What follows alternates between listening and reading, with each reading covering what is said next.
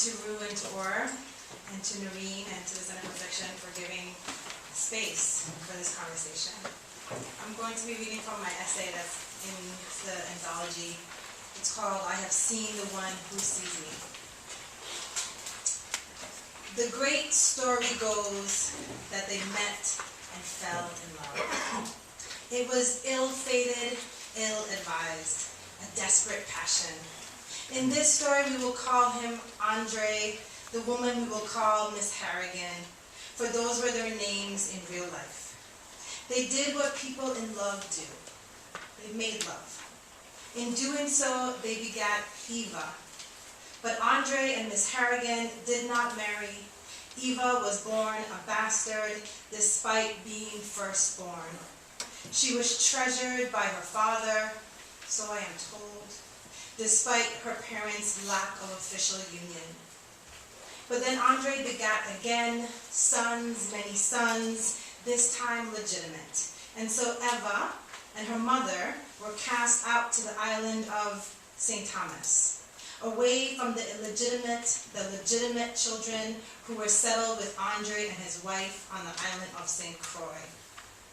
Andre became wealthy, Miss Harrigan did not. In this narrative, the Arabs are the Saint-Thomians and the Jews are the Crusians, and maybe the Saint-Jonians go on to become the Christians, though of course they are all the same people at the root. If you know the Virgin Islands, you will see that this metaphor is no stretch at all. So Eva grew up with her mother and her mother's people. Eva became a wild woman. Perhaps that was the prophecy. Perhaps it is what any firstborn would do when left out of the legacy. Eva knew her father, and her father's children knew her, and yet she appears not in one of Andre's family pictures. She is there in the desert, it seems. One of the legitimates tells the tale of Eva visiting them, as Ishmael did.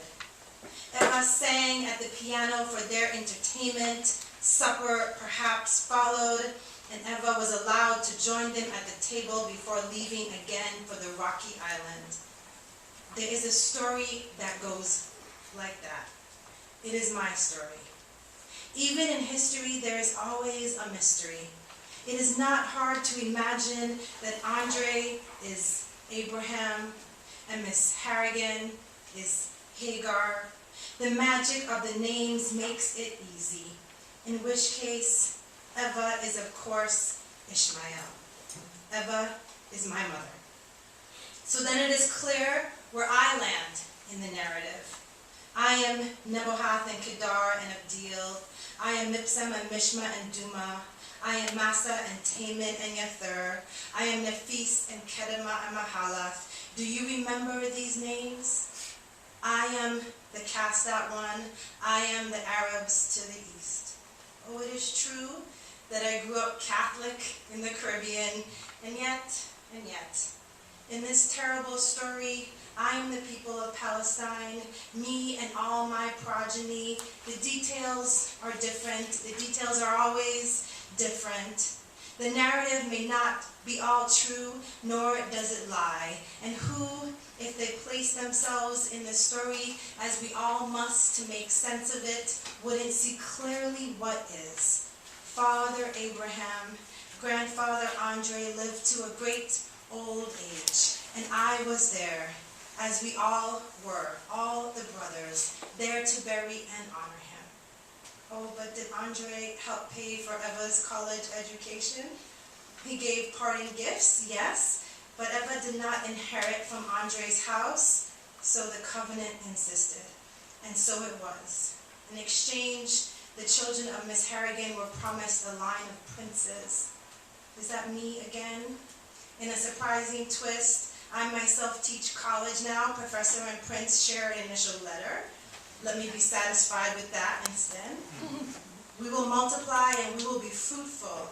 But how does the story end? To whom and to where do we belong? We wonder and we wander.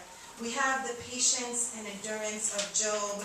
He too was of the disinherited, a man of the East. One of us, remember.